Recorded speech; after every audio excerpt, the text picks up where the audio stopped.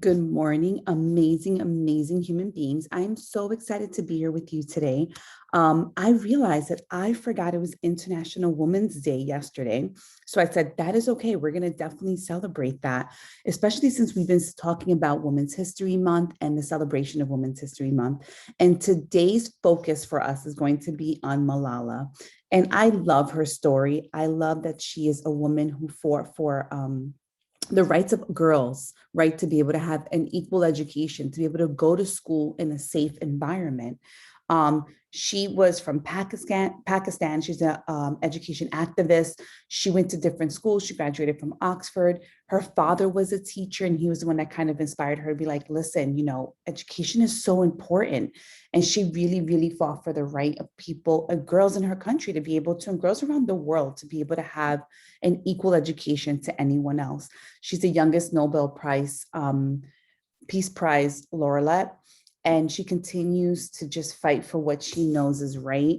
I love her story. I love how she's inspired by her dreams, right? Because she knows that her dream is to become, a person who fights for other people to be able to equally share an education, right? We're pretty fortunate that we can go to school every day, we can learn, and that's something that I want to encourage you to continue to do, is to follow your dreams.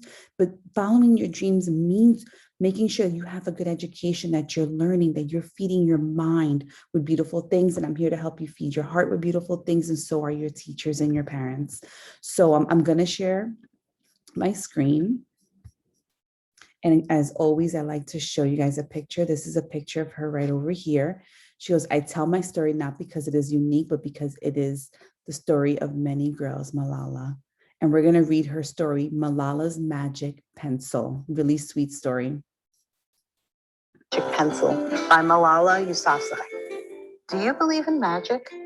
When I was younger, I used to watch a TV show about a boy who had a magic pencil. If he was hungry, he drew a bowl of curry and it appeared. If he and his friends were in danger, he drew a police officer. The boy was a little hero, always protecting people who needed help. How I wanted a magic pencil too. If I had a magic pencil, I would use it to put a lock on my door so my brothers couldn't bother me, stop time so I could sleep an extra hour every morning, erase the smell of the trash dumped near our house. And I would use it to make other people happy. I would draw the most beautiful dresses for my mother, the best buildings in the valley for my father, so he could open many schools where the children could study for free. A proper ball so my brothers and I no longer had to play with an old sock filled with rubbish. Every night before I went to bed, I wished for a pencil of my own. And every morning I would wake up and check my cupboard, but the magic pencil was never there. One day, I was throwing away potato peels and eggshells at the dump. I was wrinkling my nose, swatting away flies, and making sure I didn't step on anything dirty in my nice shoes, when I saw a girl about my age sorting trash into piles. Nearby, boys were fishing for metal scraps using magnets on strings. When my father returned home from work, I told him what I'd seen. It made him sad. Abba, I said. Yes, Shani, he said back. I always liked it when he called me dear one. Why haven't I seen that girl in our class? Because, he said, but he didn't finish right away. Because, Shani, in our country, not everyone sends their daughters to school, and some children must work to support their family. Those boys will sell the metal scraps they find. If they went to school, their families would go hungry. School was my favorite place, but I had never considered myself lucky to be able to go. My father had always said, Malala will live free as a bird. Now I wondered how free I'd truly be. That night, I thought about families who didn't have enough food, and the girl who couldn't go to school. And even about how when I was older, I would be expected to cook and clean for my brothers. Because where I came from, many girls weren't allowed to become what they dreamed of. I knew then that if I had the magic pencil, I would use it to draw a better world, a peaceful world. First, I would erase war, poverty, and hunger. Then I would draw girls and boys together as equals. Over the next few years, instead of wishing for a magic pencil every night, I worked hard in school every day.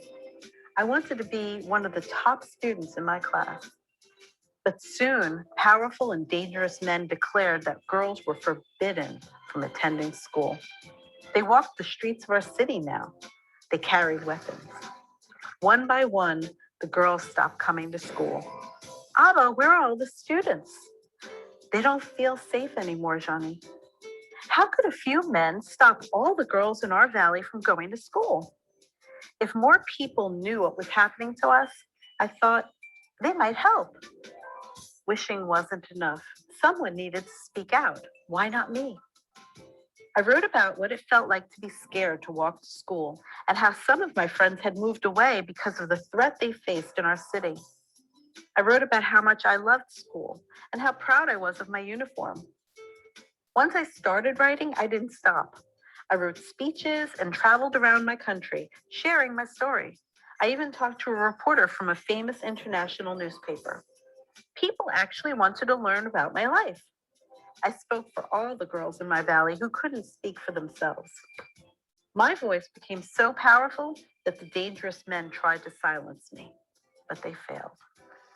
And now my voice is louder than ever, louder because people have joined me, and together we make a chorus, standing up for what we believe.